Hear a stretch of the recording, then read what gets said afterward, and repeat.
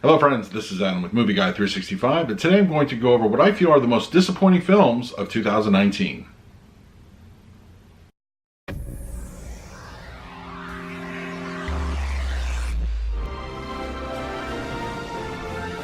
If you're new to the channel, please hit the like button, subscribe, hit that bell notification. I put out videos every single day. You can also find me over Twitter and Instagram at Movie Guy 365, as well as over at the Disney Magic Hour podcast. I will leave a link for that in the description. Alright, so 2019 is drawing to a close, so here's another list of some of my top 10s, and this list is going to focus on my top 10 most disappointing movies of 2019. Now, this is not my top 10 worst movies of 2019, that's going to be a separate video, although, God forbid, there's going to be a few crossover between these particular two lists.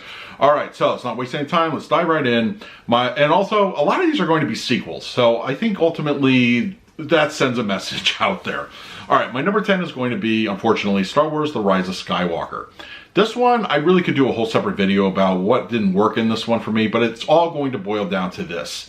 You don't have a franchise beloved by millions and millions of people, start a brand new trilogy, but don't have an ultimate plan with it. You know, you kind of get what you deserve at that point. And I'm not saying that it was 100% terrible. There were some good moments, but moments don't make up a movie. And unfortunately, as I said, if you don't have a battle plan going in, you just rely on that particular writer for that movie and that particular director for the other movie, then things aren't going to mesh very well, and it's going to be kind of a bit of a mess. So unfortunately, that one's going to be my number 10. My number 9 is going to be the 2019 Hellboy reboot. I don't know why I know Del Toro likes to drag his feet on certain things. I know Ron Perlman was absolutely up for doing a third one to close out the trilogy. But hey, ultimately, we got a reboot, and it didn't work on many levels. I feel that David Harbour was okay as Hellboy, and I like him in other things. I'm excited to see him as Red Guardian in the Black Widow movie, and of course he's over in Stranger Things. I do enjoy him quite a bit. But just the CGI seemed like something you would see from a PlayStation 2, and it wasn't very good. It was actually really just bad CGI, not a great story, and it just, you know, you can't but help, if you're a fan of the first two movies, to be watching this one and compare it. It's just not there. Yeah, there's some nice, good, bloody gore stuff and all that, but once again, we're entering mostly CGI territory, and it's not very good. It's just ultimately, Hellboy 2019 just didn't work for me. My number 8 is going to be the live-action Lion King. Now, I love Jon Favreau as a director and also as a writer. He's doing a great job over there on The Mandalorian, and I'm a huge fan. But I think ultimately why this failed and why I feel Aladdin, the live-action version, succeeded, is Aladdin took a little more chances, straight outside of the formula a bit. It wasn't a carbon copy of what we got here in The Lion King. It just felt like it was too much like the animated feature. Even the song placements. The songs are, I would feel, arguably worse than this one. And it's just, overall it didn't work. I mean, they recycled a lot of stuff. And when I mean recycled, I mean just kind of used same stuff as far as like narrative goes. And it was just too much. They didn't really stray from the formula all that much. And as I said, music was not strong. And I feel the voice casting was okay, but I feel it was absolutely stronger in the anime feature. And I've had people ask me if I've seen the anime feature, do I need to see this one? Not really, because you've just seen it. It's ultimately the same movie, just I think a lesser version of. But hey, it looks beautiful. Honestly, I'm going to give it that 100%. My number 7 is going to be Terminator: Dark Fate, and I think we're all getting burned on the Terminator films.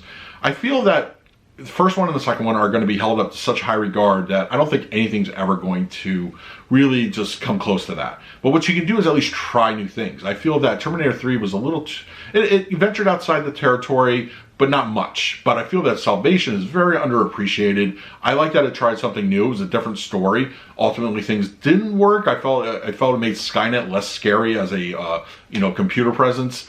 But I applaud that movie. And then, of course, they go back to basics with Genesis and then ultimately Dark Fate. And there's a lot that didn't work for me on Dark Fate, and that being one. Like, you have like the whole name thing with Tim Miller directing. We're all excited. James Cameron's back producing, and ultimately it just didn't mean much. And it was just a poorly, I think for me, I would have made a few changes. I would have probably, well, spoiler alert, I would have probably made John Connor the Sarah Connor role on this one. I would have, you could have taken away the whole Skynet thing, but have John serve as the Sarah. Like this one, you didn't even need Sarah Connor in this one. You really could have used him. That way it was like, he's no longer the chosen one as far as the future goes, but he can at least, guide the new one. I like that idea. What I don't like is what they pulled in the first 5 minutes of the film. But ultimately, Dark Fate, hopefully they reevaluate the franchise at some point. My number 6 is going to be Ad Astra. It's probably the only non-reboot / sequel in this whole list. I like 2/3 of this movie. I think it works. They establish a good world that these characters inhabit. But my problem is the third act kind of just kicks all that to the curb. It makes Brad Pitt literally a Mary Sue character. And it stretches beyond believability. I know this is ultimately science fiction, but at least it looked like they were trying to adhere to like science reality things through most of the movie, and then they just kind of throw all that away in the third act. I love a movie like Apocalypse Now. I know it was really trying to go that way, but I think it just ultimately fell apart with what we got. My number 5 is going to be Happy Death Day to You. I think this one was literally one of my, literally it is one of my biggest disappointments of 2019, but I was just kind of like, I was so surprised by how much I enjoyed the first one, and I know they were trying to do something different, but the problem is they went way the other direction. They were like way too much on the comedy. It became a cartoon parody of itself. At times I felt like I was watching a Tom and Jerry or a Looney Tunes cartoon. It was way too self-referential. It was blinking at the camera way too often, and ultimately it just was an interesting story. And the ending, oh my god, I mean, this was a ridiculous movie, and there's plot holes and there's just craziness throughout this film. I don't know, it was a really disappointing film for me, and it was ultimately, I feel kind of just tarnished a little bit of the first one at this point. It was like maybe the first one was a fluke. But anyway, that's where Happy Death Day to You is on my list. My number 4 is going to be Men in Black International. I think I'm not even going to blame it on the loss of Tommy Lee Jones or Will Smith. Obviously, you can't keep them in rotation forever. But you have a great world. You have a great thing established. You made this movie too predictable. It wasn't interesting whatsoever. The CGI looked slightly dated. And it just wasn't fun. I mean, I thought that we were going to get a slam dunk with Hemsworth and Thompson. They're reteaming from Thor Ragnarok. And it just went nowhere. There was nothing there. It was just ultimately very just shallow of a movie. I mean, I really was. I mean, the only thing going for it is a great audio mix, but yeah, ultimately I just didn't dig Men in Black International. My number 3 is going to be It Chapter 2. This one, coming off 2017's it was, I feel, one of the best movies of that year. And it was a lot of fun. It was scary. It was a lot of good moments, very atmospheric. And while we do get some of that here, it felt kind of not as good as the first one. I think part of that is casting. I feel some of the adult actors with their child counterparts didn't quite work. I feel Ben in particular was the big one that stuck out for me. There were some plot developments that just didn't really make much sense.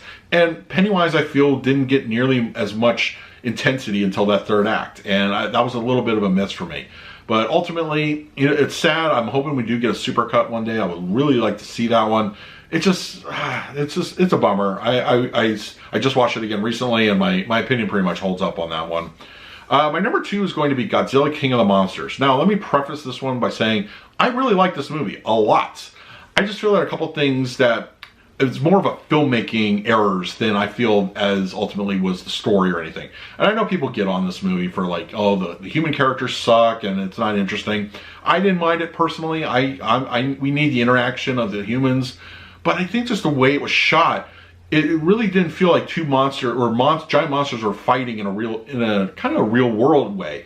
They use a lot of that camera filter where it's just like grainy noise, and I know they utilize something like that with Batman versus Superman during the fight with Doomsday, but they kind of do that here, and then they're using close-up shots when they should be pulling back and let's see these titans fight amongst like the people of the cities. And when you don't do that and you have like just weird camera angles at any given time, that for me is why this movie ultimately didn't work. As I said, I didn't mind the story. It was fine. You need that. But I just wish we would have gotten a little bit more of an experienced cameraman behind the scenes. My number one, it was my number one the second I saw this movie. That's M. Night Shyamalan's Glass. This one, just talk about tripping over the finish line. Unbreakable, I think, it developed such a cult following, but I enjoyed this one out of the gate because that came out when superhero movies were not even really out much. It was like a rare thing when we got something like Sam Raimi's Spider-Man just came out like the year before. And of course, you had things like Blade, but there were such long spans between, you know, movies that we got anything, that anything looking like a superhero movie was fun for me, and I really enjoyed it. And of course, Split, having that whole connection to it. And one of my favorite movies of 2017. Oh man, 2017 was a good year for me. But anyway, 2017, it was such a great movie. I enjoyed it a lot. And they just threw it away. Just threw it away. I did like the first 20, 25 minutes of Glass, but everything after that, I just didn't work. You can't, once again, you know, I think Star Wars The Rise of Skywalker did it in a similar way, where they didn't have a plan and they kind of just made it up as they go along. I feel that while Shyamalan didn't necessarily have a shared universe in mind, he was able to cohesively connect the Split and Unbreakable in a very organic way. And then it just felt like we went in weird opposite territory with Glass. I don't know. We didn't get much, and it's just this movie just disappointed me to no end. It was like a crushing disappointment in my opinion. It just felt that way. But yeah, ultimately Glass is going to be my #1 most disappointing movie of 2019. So let me know in the comments below, what are your most disappointing movies in 2019? I'm going to be doing my worst of 2019 in a few days, also my best of, so stay tuned for those videos and more. So let me know in the comments below what some of your worst of, or I'm sorry, your most disappointing movies are of this year. In the meantime, please like, subscribe, hit that bell notification. I put out videos every single day. So until next time, this is Adam with Movie Guy 365. I will see you at the movies.